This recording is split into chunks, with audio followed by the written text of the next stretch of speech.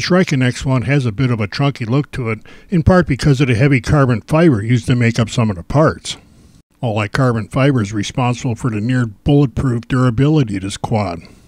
Even the camera pod on top is thicker than I would have expected. If you want to carry a camera around and go fast, you need some good motors, and the Shuriken comes with those.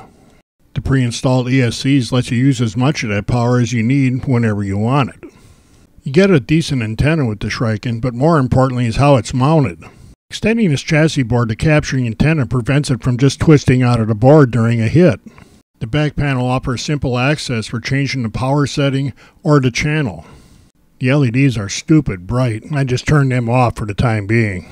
The motor arms are 3 mm thick and very tough. And those arms are sandwiched at the main body, which gives them even more strength. I whacked one of these arms at speed against one of the metal poles on the shelter on our field and it didn't hurt a thing. The battery mount is strong, but I had to add a piece of hook and loop material to help keep the battery from sliding out from under the strap. For some reason this pad they put under there is kind of slick. I just peeled that pad off and put the hook and loop material in its place and everything's been fine ever since. When I tried to change the camera angle, I found out that the receiver board is stuck to the frame underneath it.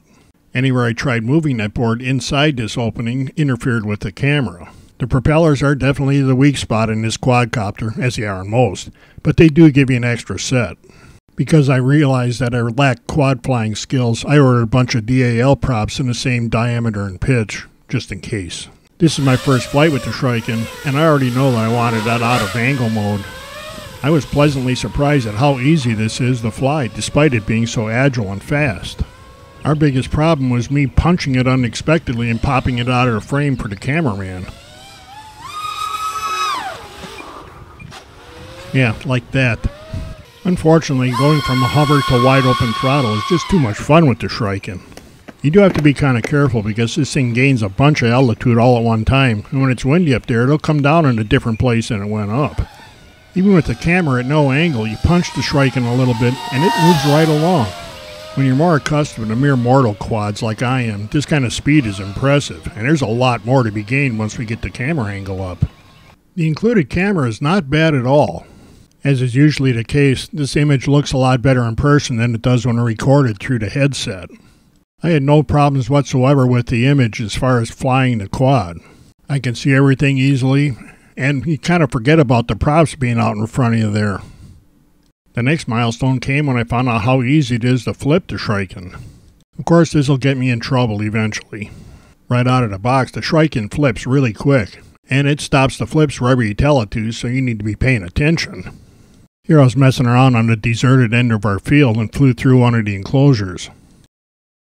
This is one of the more gentle stress tests on the Shuriken airframe. Didn't even bend a prop. For some reason I decided that maybe I needed a run at trying to do some backflips, and that turned out really bad. We're going to look at this again at half speed. You can see that these are some really healthy impacts at speed, and for some reason the Shuriken kept bouncing off the ground and flying away. I was starting to think that this thing had some kind of automatic crash recovery system or something. The reality is that the Shuriken is a very tough quad that, aside from speed and agility, can stand up to my dumb thumbs. And that's even when I seem to think this thing can fly inverted.